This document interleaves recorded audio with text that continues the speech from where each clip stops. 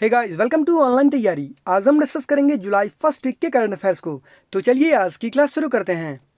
आज का सबसे पहला क्वेश्चन है हमारा कि जिनेवा में संयुक्त राष्ट्र और अन्य अंतर्राष्ट्रीय संगठनों में भारत के अगले राजदूत और अस्थायी प्रतिनिधि के रूप में किसे नियुक्त किया गया है। तो सबसे पहले जिनेवा कहाँ है? जिनेवा है स्विट्जरलैंड में। ऑल्दो स्विट्जरलैंड की कैपिटल है बर्न, लेकिन जिनेवा जो है एक इंपॉर्टेंट सिटी और यहाँ पे यूएन बॉडी का बहुत सारा हेडक्वार्टर है, साथ ही साथ अदर इंटरनेशनल ऑर्गेनाइजेशन का भी हेडक्वार्टर जिनेवा में है। तो जिनेवा में भारत की तरफ से परमानेंट रिप्रेजेंटेटिव नियुक्त किए हैं इंद्रमणि पांडे, और इंद्रमणि पांडे रिप्लेस करेंगे राजीव के चंदर को। जैसे कि जिनेवा में इंपॉर्टेंट ऑर्गेनाइजेशन कौन कौन सा है, और यहाँ से बहुत सारा स्ट्रेटेजी से बहुत बार क्वेश्चन भी पूछा चुका है, तो आप कहीं पे लिख लीजिएगा। जैसे कि world trade organisation, world health organisation, world intellectual property organisation, world meteorological organisation, फिर उसके बाद इंटरनेशनल लेबर ऑर्गेनाइजेशन, यूएनएचसीआर, इस सभी का हेडक्वार्टर जो है जिनेवा में है। तो इन सभी के परमानेंट रिप्रेजेंटेटिव होंगे जिनेवा में कौन? इंद्रमणि पांडे। ये आप ध्यान में रखिएगा। फिर स्विट्जरलैंड में अदर जो ऑर्गेनाइजेशन है, जैसे कि इंटरनेशनल ओलंपिक ऑर्गेनाइजेशन, जिसका हेडक्वार्टर कहाँ पे है? स्विट्जरलैंड में ही है, लेकिन लॉजेन में है। फिर फीफा का हेडक्वार्टर कहाँ पे है? ज्यूरिक में है, जो कि स्विट्जरलैंड में ही है, लेकिन इसके परमानेंट रिप्रेजेंटेटिव नहीं होंगे इंद्रमणि पांडे। ये आप ध्यान रखिएगा। जिनेवा में जितने सारे इंपॉर्टेंट इंटरनेशनल ऑर्गेनाइजेशन है, चाहे यूएन की हो या फिर अदर इंटरनेशनल ऑर्गेनाइजेशन हो, वहाँ पे परमानेंट रिप्रेजेंटेटिव होंगे इंद्रमणि पांडे भारत की तरफ से। और वहीं पे जो आप ऑप्शन नंबर सी में देख रहे हैं टीएस तिरुमूर्ति, तो ये यूनाइटेड नेशन में, जिसका हेडक्वार्टर कहाँ पे है? न्यूयॉर्क में है। तो यूनाइटेड नेशन में परमानेंट रिप्रेजेंटेटिव हैं भारत की तरफ से। फिर नेक्स्ट क्वेश्चन है कि कौन सा राज्य घरों में 100% एलपीजी गैस कवरेज प्रदान करने वाला देश का पहला राज्य बन गया है? तो ये राज्य है हिमाचल प्रदेश। और हिमाचल प्रदेश में प्रधानमंत्री उज्ज्वला योजना के तहत 1,36,000 परिवारों को गैस कनेक्शन बांटे गए। साथ ही साथ हिमाचल प्रदेश का एक अपना खुद का स्कीम है, हिमाचल गृहिणी सुविधा योजना। तो उसके तहत 2,76,000 परिवारों को गैस कनेक्शन बांटे गए, और हिमाचल प्रदेश देश का पहला राज्य बन गया है 100% एलपीजी गैस कवरेज प्रदान करने वाला, कनेक्शन देने वाला। और हिमाचल प्रदेश के सीएम कौन है? जयराम ठाकुर। फिर नेक्स्ट क्वेश्चन है कि देश के 66वें शतरंज ग्रैंड मास्टर कौन बने? आपके ऑप्शन में डायरेक्ट, आपके क्वेश्चन में डायरेक्ट ये भी हो सकता है कि देश के या फिर 66वें ग्रैंड मास्टर कौन बने, तो ये आप ध्यान में रखिएगा। तो ग्रैंड मास्टर 66 में बने हैं जी आकाश। और 65 में कौन बने थे? तो रौनक साधवानी। और 64 में ग्रैंड मास्टर थे पृथु गुप्ता।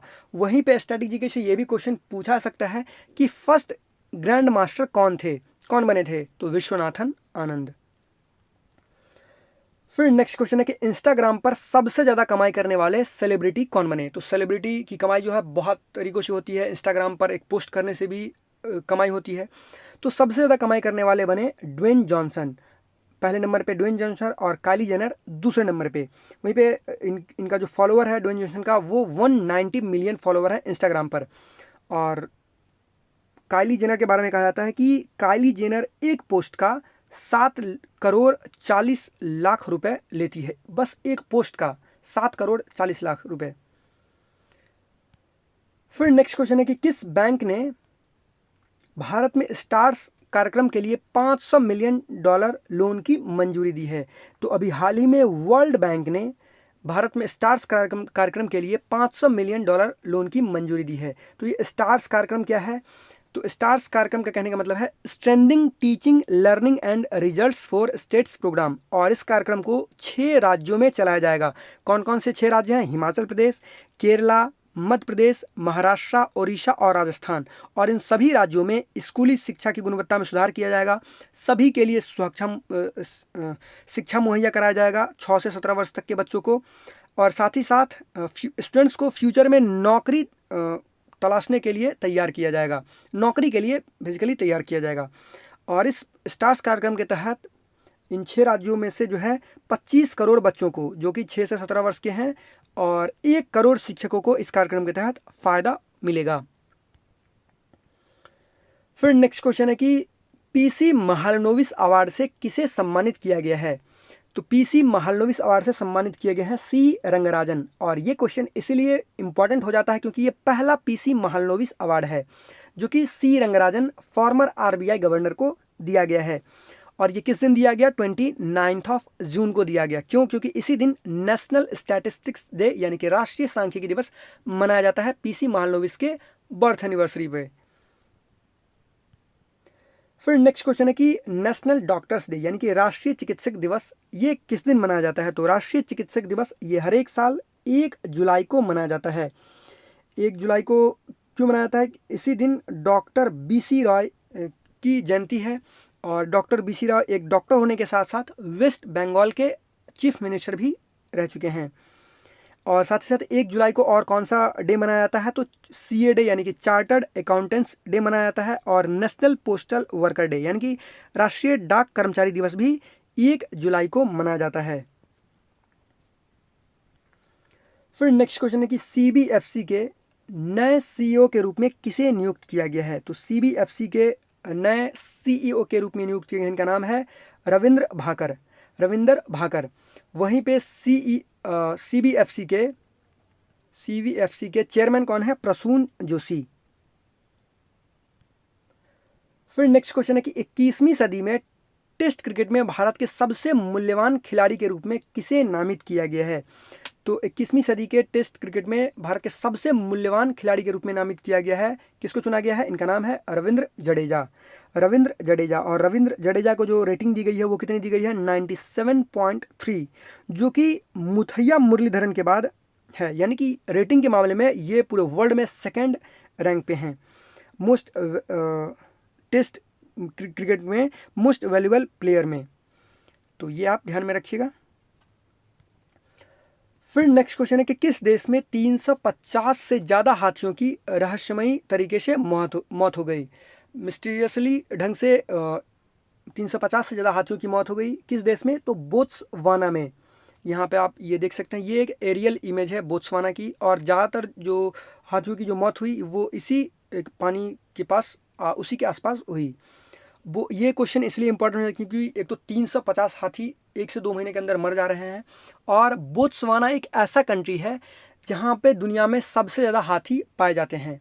साथ ही साथ बोत्सवाना जो है एक लैंड लॉक्ड कंट्री है, तो ये आप ध्यान रखिएगा। और बोत्सवाना की जो कैपिटल है वो क्या है? गैबोरोन। और ये कहाँ पे बेसिकली जो इम्पोर्टेंट जो लोकेशन है बोत्सवाना में, वो कहाँ पे ये इस तरह की घटना हुई है?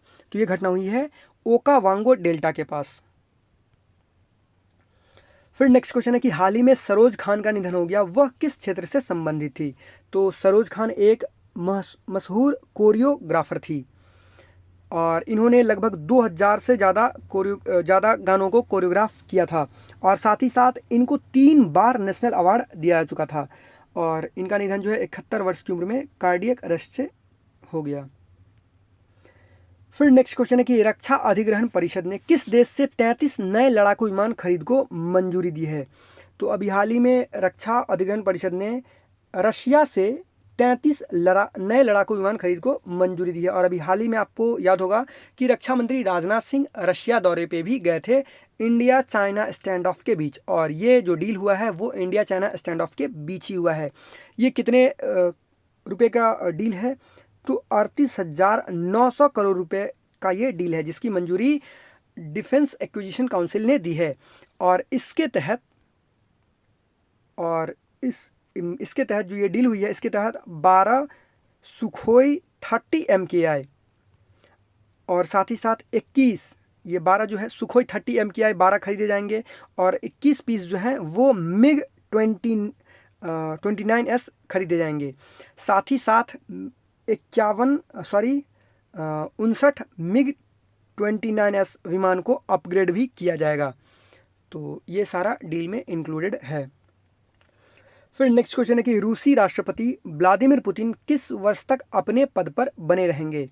तो वहाँ के संविधान में एक संशोधन किया गया है, और संशोधन में जो है रेफरेंडम कराया गया कि इस संशोधन से कितने लोग मतलब एग्री करते हैं। तो वहाँ पे जो वोटिंग की गई, रेफरेंडम जो किया गया, वहाँ पे 76.24% लोगों ने राष्ट्रपति व्लादिमीर पुतिन के राष्ट्रपति बनने को लेकर सहमति जताई। किस वर्ष तक? तो 2036 तक। देखिए व्लादिमीर पुतिन जो है 2012 से राष्ट्रपति हैं, और रशिया में जो है 6 वर्ष पर एक बार चुनाव होता है। तो 2000 जैसे कि अब 2024 में होगा चुनाव, और फिर अगले 2 टर्म तक यानी कि 2036 तक ये राष्ट्रपति रहेंगे, और तब इनकी उम्र जो होगी वो 83 वर्ष की रहेगी। फिर नेक्स्ट क्वेश्चन है कि जर्मनी में PSG bank Nord open tournament किसने जीता। ये हम बात कर रहे हैं टेनिस टूर्नामेंट के बारे में, और ये कोविड-19 के बाद जो है, यानी कि कोविड-19 के बीच और उसके बाद जो है पहला इंटरनेशनल कोई टूर्नामेंट है जहाँ पे भारतीय के द्वारा कोई मेडल जीता गया है। और ये कौन है, तो सुमीत नागल। सुमीत नागल, और सुमीत नागल ने किसको हराया, तो डेनियल मासूर को हराया। फिर नेक्स्ट क्वेश्चन है कि किस एयरलाइन ने डॉक्टरों और नर्सों को हवाई किराए में 25% की छूट की घोषणा की है।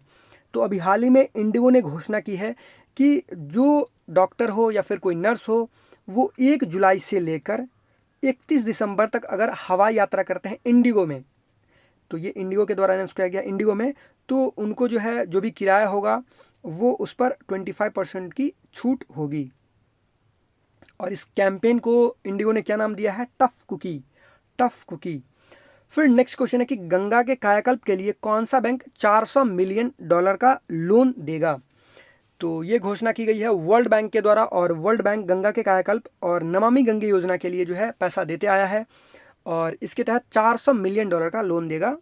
और साथ ही साथ जो गंगा की जो ट्रिब्यूटरीज हैं उसको भी साफ़ किया जाएगा, और साथ ही साथ सीवेज ट्रीटमेंट प्लांट भी लगाए जाएंगे। फिर नेक्स्ट क्वेश्चन है कि IOCL यानी कि इंडियन ऑयल कॉरपोरेशन लिमिटेड के नए चेयरमैन के रूप में किसे नियुक्त किया गया है। तो इनका नाम है श्रीकांत माधव वैद्य। फिर नेक्स्ट क्वेश्चन है कि overdraft saving the Indian saver, इस पुस्तक के लेखक कौन हैं। तो ये पुस्तक लिखी गई है उर्जित पटेल के द्वारा, जो कि फॉर्मर RBI गवर्नर रह चुके हैं। और उर्जित पटेल जो है, उर्जित पटेल ने इस बुक में NPA इशू के पर फोकस किया है, नॉन परफॉर्मिंग एसेट पर फोकस किया, जो कि इंडिया में इस बीच में बहुत ही ज़्यादा बढ़ गया है बैंकों में। फिर नेक्स्ट क्वेश्चन है कि फ्रांस के नए प्रधानमंत्री के रूप में किसे नियुक्त किया गया है। तो फ्रांस के नए प्रधानमंत्री के रूप में नियुक्त किए गए, इनका नाम है जीन कास्टेक्स। Jean Castex. और इनसे पहले कौन थे, एडवर्ड फिलिप। और साथ ही साथ फ्रांस के जो प्रेसिडेंट हैं वो कौन है, इमैनुअल मैक्रों। फ्रांस की कैपिटल है पेरिस। फिर नेक्स्ट क्वेश्चन है कि किस राज्य या केंद्र शासित प्रदेश में मिशन वृक्षारोपण 2020 के तहत 25 करोड़ से अधिक पेड़ लगाए गए हैं। तो उत्तर प्रदेश में, इसका आंसर होगा उत्तर प्रदेश। उत्तर प्रदेश में मिशन वृक्षारोपण 2020 के तहत 5 जुलाई को, बस 5 जुलाई को 25 करोड़ से अधिक पेड़ लगाए गए, और इस दिन गुरु पूर्णिमा भी था। साथ ही साथ पेड़ से संबंधित और भी कुछ क्वेश्चन हैं, जैसे कि न्यू दिल्ली में पेड़ लगाओ पर्यावरण बचाओ अभियान शुरू की जा रही है। कब से कब तक, तो 10 जुलाई से लेकर 26 जुलाई के बीच तक आयोजित किया जाएगा पेड़ लगाओ पर्यावरण बचाओ अभियान। और इसके तहत 31 लाख पेड़ पौधे और झाड़ियाँ लगाए जाएंगे, पेड़ पौधे भी और झाड़ियाँ भी, जिसमें 20 लाख बड़े पौधे होंगे और 21 लाख झाड़ियाँ होंगी, जो कि रोड के साइड में लगाए जाएंगे। और साथ ही साथ एक बलराम योजना है जो कि ओडिशा के द्वारा स्टार्ट किया गया है, और इस योजना के तहत ओडिशा के 7 लाख भूमिहीन किसानों को कृषि लोन दिया जाएगा। तो यहाँ से 3 क्वेश्चन आपके निकल गए हैं, इन सारे फैक्ट्स को आप ध्यान में रखिएगा। फिर नेक्स्ट क्वेश्चन है कि future of higher education 9 mega trends, इस पुस्तक के लेखक कौन हैं। तो ये पुस्तक लिखी गई है पट्टाभी राम के द्वारा। पट्टाभी राम के द्वारा ये पुस्तक लिखी गई है future of higher education 9 mega trends. और इस पुस्तक का विमोचन किसने किया, तो M वेंकैया नायडू ने किया। फिर नेक्स्ट क्वेश्चन है कि ऑस्ट्रियन ग्रां प्री ये किसने जीता। तो आपको याद होगा कि ग्रां प्री जो है ये F1 रेस होता है, कार का F1 रेस होता है, और ये इस साल पहला ऑस्ट्रियन ग्रां प्री आयोजित किया गया। क्योंकि जो F1 रेस जो होता है ये साल में कितना होता है, आई थिंक 23 ग्रां प्री होता है, फरवरी मार्च से लेकर दिसंबर लास्ट तक ग्रां प्री होता है, F1 रेस आयोजित किया जाता है। लेकिन कोविड-19 के चलते सारे ग्रां प्री को कैंसिल कर दिया गया था, लेकिन ऑस्ट्रिया में ग्रां प्री का आयोजन किया गया, और इसको जीता है वाल्टेरी बोत्तास ने। फिर नेक्स्ट क्वेश्चन है कि किस राज्य के निवासियों के लिए 75% निजी क्षेत्र की नौकरियों के लिए अध्यादेश पारित किया है? यानी कि किस राज्य के द्वारा उस राज्य में जो निजी जो कंपनियां हैं, प्राइवेट सेक्टर की जो कंपनियां हैं, उसमें 75% तक रिजर्व कर दिया सीट हरियाणा के लोगों के लिए। तो ये स्कीम जो अध्यादेश जो पारित किया गया है वो कहाँ के लिए? तो हरियाणा के लिए। तो हरियाणा में आपको पता होगा कि जो कोविड-19 के चलते जो भी हरियाणा हो, यूपी हो, बिहार हो, सभी लोग जो है किसी अदर स्टेट में काम करते थे, तो हरियाणा के लोग फिर हरियाणा में आए। सभी लोग के अपने अपने सभी जगह के लोग अपने अपने जगह पे आए। तो ये हरियाणा के द्वारा जो है ये कानून लाया गया है कि हरियाणा में 75% जो नौकरी है प्राइवेट सेक्टर में जिसकी सैलरी 50,000 से कम है, यहाँ पे एक कंडीशन भी है, जिसकी सैलरी 50,000 से कम है, कम वेतन वाली नौकरियों में आरक्षित की गई है 75% जॉब्स हरियाणा के स्थानीय लोगों के लिए। फिर नेक्स्ट क्वेश्चन है कि getting competitive A practitioners guide for India, ये बुक किसके द्वारा लिखी गई है? तो ये बुक लिखी गई है आरसी भार्गव के द्वारा। और आरसी भार्गव जो है मारुति सुजुकी के चेयरमैन हैं और उन्होंने भारत को कॉम्पिटिटिव इंडस्ट्रियल कंट्री बनाने के बारे में इस बुक में सुझाव दिया है। उनके द्वारा ये भी कहा गया कि 1998 में जो है हम बात करते हैं इंडिया चाइना के कंपटीशन के बारे में, तो 1998 में इंडिया जितना प्रोडक्शन करता था कार का, उतना ही प्रोडक्शन जो है चाइना भी करता था। लेकिन अब जो है कार का प्रोडक्शन, अगर हम 2020 की बात करें तो कार का प्रोडक्शन जितना इंडिया में होता है उसका 7 से 8 गुना चाइना में होता है। तो चाइना कहाँ से कहाँ चला गया और हम कहाँ पे हैं, तो क्या कंपटीशन है और सरकार को क्या सुझाव दिए गए हैं, उसके बारे में भी इस बुक में बात किया गया है। कॉम्पिटिटिव होने के क्या फ़ायदे भी हैं इसके बारे में भी। फिर नेक्स्ट क्वेश्चन है कि अभी हाल ही में किस देश ने ओफेक 16 नामक एक सैनिक उपग्रह को लॉन्च किया है? ये एक स्पाई सैटेलाइट है। तो ये सैटेलाइट लॉन्च किया गया है इजराइल के द्वारा, ओफेक 16। फिर नेक्स्ट क्वेश्चन है कि किस राज्य ने दस्तावेजों को स्कैन करने के लिए सेल्फ स्कैन नामक ऐप को लॉन्च किया है? तो अभी हाल ही में वेस्ट बंगाल के द्वारा सेल्फ स्कैन नामक ऐप को लॉन्च किया गया। किसके अल्टरनेटिव के रूप में? कैम स्कैनर, आपने नाम सुना होगा, कैम स्कैनर से लोग पीडीएफ बनाते थे स्कैन करके, तो इसके अल्टरनेटिव के रूप में सेल्फ स्कैन ऐप को लॉन्च किया गया है वेस्ट बंगाल गवर्नमेंट के द्वारा। और आपको पता होगा कि इंडिया के द्वारा जो है 59 चाइनीज़ ऐप को बैन कर दिया गया है। साथ ही साथ एक चीज़ ये भी ध्यान रखिएगा, यहाँ पे हम बस चाइनीज़ ऐप की बात कर रहे हैं, 59 चाइनीज़ ऐप, लेकिन इंडियन आर्मी के द्वारा अभी हाल ही में 89 यानी कि 89 ऐप को बैन कर दिया गया है। यहाँ पे चाइनीज़ ऐप तो है ही, और भी अदर ऐप्स हैं जैसे कि इंस्टाग्राम, फेसबुक, पबजी, टिंडर, तो इन सारे ऐप्स को इंडियन आर्मी के द्वारा बैन कर दिया गया है। फिर नेक्स्ट क्वेश्चन है कि किस देश ने विश्व स्वास्थ्य संगठन से औपचारिक रूप से यानी कि ऑफिशियली अलग होने की घोषणा की है? तो ये घोषणा की गई है नन अदर देन यूएसए। तो यूएसए ने कहा है कि हम WHO की फंडिंग, तो उसने घोषणा कर ही दी थी कि हम रोक देंगे, और साथ ही साथ उसने आधिकारिक रूप से कह दिया है कि हम WHO से अलग हो रहे हैं ऑफिशियली। और ये अलग होने की प्रक्रिया जो है ये 1 साल तक चलती है, और जितना सारा जो बकाया होता है WHO का वो भी चुकाना पड़ता है।